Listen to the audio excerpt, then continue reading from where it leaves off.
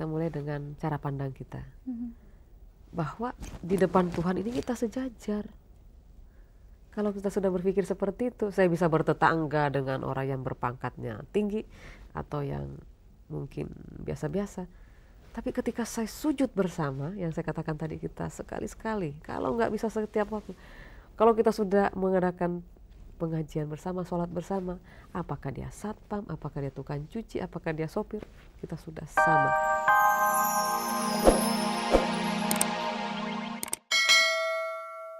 Anak-anak sebenarnya kan senang bermain. Anak-anak senang kumpul dengan temannya. Nah sekarang orang bersaudara 1-2 orang. Jadi harus diusahakan juga membentuk suatu kelompok bermain anak-anak di lingkungan keluarga. Saya kira itu antara lain. Dan bagaimana memanfaatkan alat komunikasi elektronik ini? Kita biasakan mereka nonton bersama dan berdialog tentang film itu secara bersama. Saya coba lakukan itu. Misalnya kadang-kadang saya ada banyak waktu, kita ada acara malam. Dan sudah kita bentuk sedemikian rupa sehingga bisa 6 atau 7 keluarga dengan anak-anak yang seumur yang sama. Itu kita kumpul dalam malam-malam tertentu atau sore tertentu untuk melakukan kegiatan secara bersama. Jadi tapi itu ada komitmen bersama. Ada komitmen ya? bersama, dan memang orang tua itu, bapak dan ibunya setiap bulan bertemu dan menyampaikan kekhawatirannya. Loh kok anak saya sudah nonton film dari Meksiko sana yang belum tentu sesuai. Satunya mengatakan ini kok terlalu banyak dan sebagainya ya. Akhirnya ternyata memungkinkan untuk kumpul bersama anak-anak riang, nonton juga sama-sama, berdialognya sama-sama. Kadang-kadang disampaikan juga sebenarnya itu trik.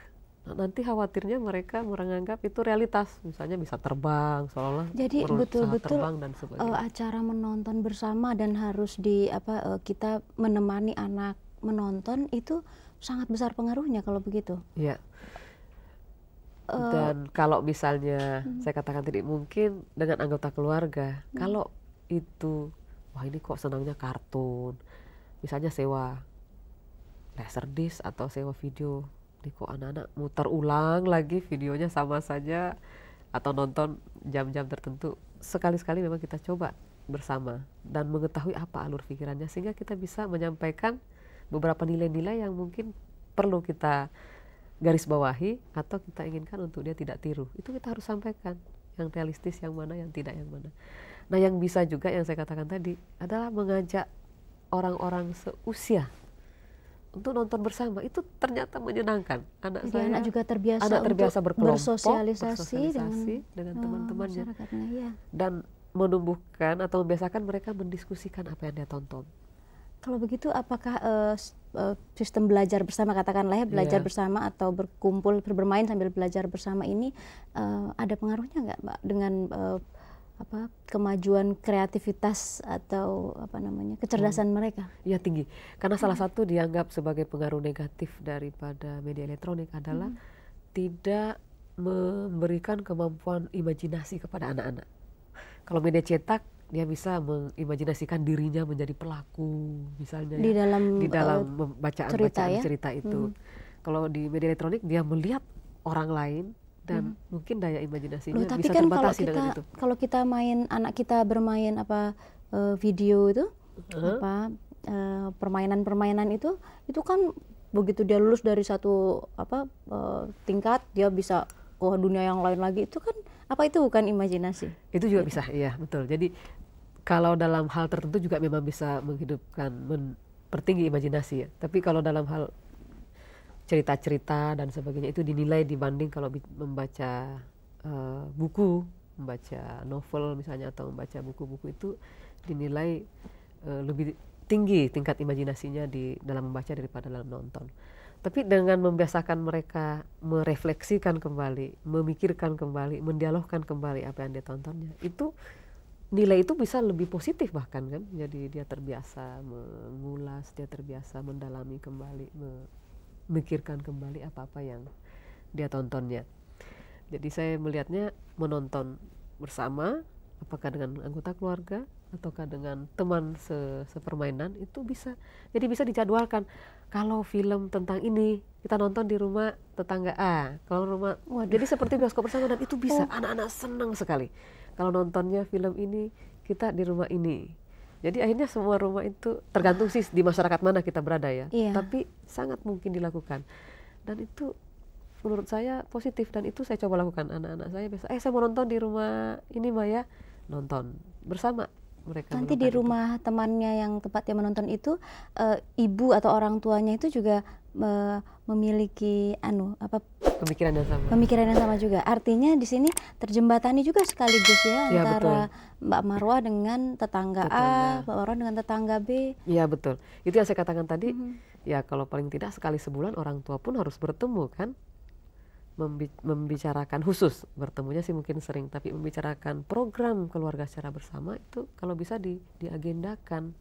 Jadi anak-anak kita ke rumah tetangga itu sudah kita anggap hal yang biasa, yang positif, tidak malah hal yang mengkhawatirkan itu kan. Tapi untuk itu kan kita harus kenal dengan baik semua anggota. Sekarang bagaimana kita misalnya kita memang berada di lingkungan yang memungkinkan kita untuk bergerak seluas itu ya, Mbak Marwah, tapi kan kita banyak lingkungan yang begitu tinggi tembok antara kita dengan tetangga kita. Bagaimana meruntuhkan tembok itu? Apakah kita harus berendah hati untuk menyapa mereka lebih dahulu gitu? Kadang-kadang kita di kota besar ini kan, aduh. Iya benar. Kemesraan tidak hanya dalam rumah, tapi keluarga terdekat kita kan sebenarnya tetangga kita ya. Dan memang ada juga dalam realitas, ada juga orang bertetangga secara fisik, tapi mungkin secara batin lebih dekat orang yang ada di negara lain daripada orang yang ada di sebelah rumahnya sendiri. Nah, ini banyak hal yang sebenarnya bisa kita lakukan. Ada secara formal, ada rukun tetangga, tapi apakah itu sudah dimanfaatkan secara efektif? Itu mungkin bisa kita lakukan. Boleh saja pengajian tingkat RT diaktifkan. Dan pengajian itu tidak harus selalu istilahnya itu mengkaji agama saja. Tapi dalam lingkungan kita kan ada saja orang yang mungkin punya kelebihan bagaimana memanfaatkan media. Dia mau ngomong tentang itu. Ada orang mungkin lebih mampu dalam hal bagaimana memasak tanpa kolesterol. Bisa saja dia menyampaikan itu. Ada dokter gigi, dia ngomong di depan keluarga dan depan anak-anak. Bagaimana semua kita ini punya kelebihan yang diberikan Allah kepada kita untuk kita manfaatkan secara bersama. Sehingga kita tidak menjadi reaktif. Wah, ada media, gimana? Ya memangnya hanya itu yang kita lakukan, kan bisa kita seleksi. Tapi untuk menyeleksi itu kan kita harus manfaatkan waktu kita untuk yang lain. Pemanfaatan waktu itu tadi yang saya katakan, bisa pemanfaatannya dengan tetangga, bisa dengan keluarga, dan memanfaatkan media komunikasi itu secara positif. Bukannya merasa, wah ini sudah kebanjiran, tenggelam saya ini di era ini, tidak mampu apa-apa saya. Padahal dia bisa menyeleksi dengan baik, bisa memilih dengan baik, bisa memanfaatkan itu untuk mengakrabkan sesama anggota keluarga. Jadi sebetulnya mungkin sekali ya. Mungkin sekali. Asalkan kita mau berkorban ya. Mungkin memang harus ada pengorbanan. Pengorbanan waktu mungkin. Pengorbanan tadi dikatakan mau gedor rumah orang, harus ada inisiator, apa namanya? Kadang-kadang ini berbicara tentang tetangga lagi ya. Kemesraan kita dengan tetangga. Kadang-kadang kita merasa kita memiliki ilmu yang lebih dari dia, sehingga kita untuk menyapa dia lebih dahulu rasanya kok harusnya dia yang menyapa saya lebih dahulu, padahal anak-anak kita mungkin berteman baik gitu.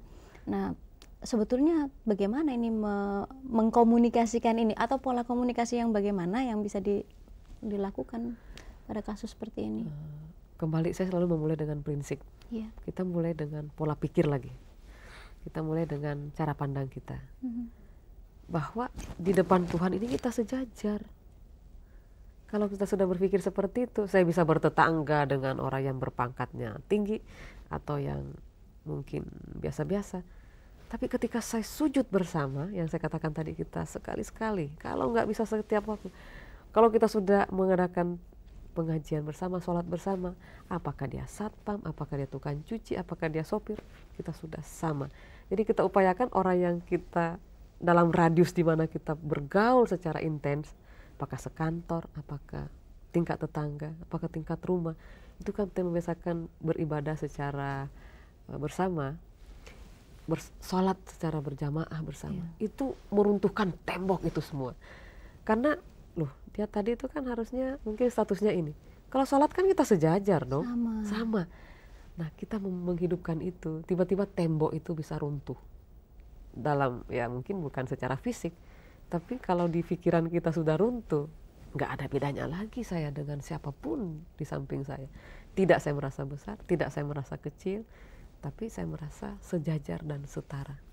Terlepas dari perbedaan apanya tadi ya, apakah pangkat, apakah pendidikan, apakah mungkin harta. Ya milik semua Allah kok, ilmunya juga Allah yang kita pinjem ya. Hartanya juga harta Allah, hartanya juga harta kesehatan Allah. juga kesehatan, semuanya. Tapi mulai dari prinsip dasar yang ada di dalam dada kita itu. Mau atau tidak sebetulnya kita sebetulnya menjalin kemesraan, membina ya tepatnya, membina kemesraan di antara kita, sehingga hubungan keluarga antar, tadi kita tidak menyinggung hubungan antara suami istri ya, termasuk suami dan istri, ya, tetangga dan sebagainya. Segala sesuatu bermula dari keluarga dulu ya, dan lingkungan tetangga. Betul. Saya teringat jadi sebuah hadis, barangkali bisa menjadi akhir dari pembicaraan kita. Jangan engkau makan enak sementara tetanggamu lapar ya, atau mencium bau harum masakanmu. Ini mungkin tidak hanya semata-mata secara harafiah bisa diartikan demikian, tapi juga dalam, kembali kepada persoalan kita tadi, penggunaan secara positif media komunikasi ini bisa kita. Betul. Jadi kalau dulu makanan mungkin bisa jadi sekarang jangan sampai kita punya informasi tetangga kita miskin informasi. Kita tidak tahu. Iya, baiklah Mbak Marwah, waktunya hampir habis. Kiranya insya Allah kita semua, termasuk di dalamnya saya, bisa mengambil manfaat yang besar ya untuk membina kemesraan. Sekali lagi kemesraan, tadi Mbak Marwah ada memberikan ilustrasi yang indah sekali bahwa pola komunikasi yang dijalankan dalam rumah tangga Mbak Marwah itu kalau perlu baru bangun tidur saya selalu mengatakan kita memberikan yang orang lain tidak bisa berikan. Mendekap anak kita beberapa menit dalam sehari pas bangun, atau keluarga kita itu sudah kayak air yang bening ya, di tengah matahari yang sangat mungkin panas begitu, yang orang lain tidak bisa berikan. Nah, itu komunikasi kontak badan itu sangat penting, dan itu awal dari kemesraan. Jangan sampai itu hilang hanya gara-gara media komunikasi. Itulah awal dari semuanya ya. Alhamdulillah, Mbak Marwah, terima kasih atas kesediaannya berbagi bersama kami. Terima kasih banyak. Pemirsa yang dicintai oleh Allah, demikianlah perbincangan kita yang mesra dengan Ibu Dr. Marwah Daud Ibrahim, yang bukan saja merumuskan teori-teori, tapi telah menggelarkan kepada kita juga pengalaman pribadi yang sungguh-sungguh dijalankan, dan insya Allah bisa menjadi teladan untuk kita semuanya. Demikianlah perbincangan kita pada pagi hari ini. Wassalamualaikum warahmatullahi wabarakatuh.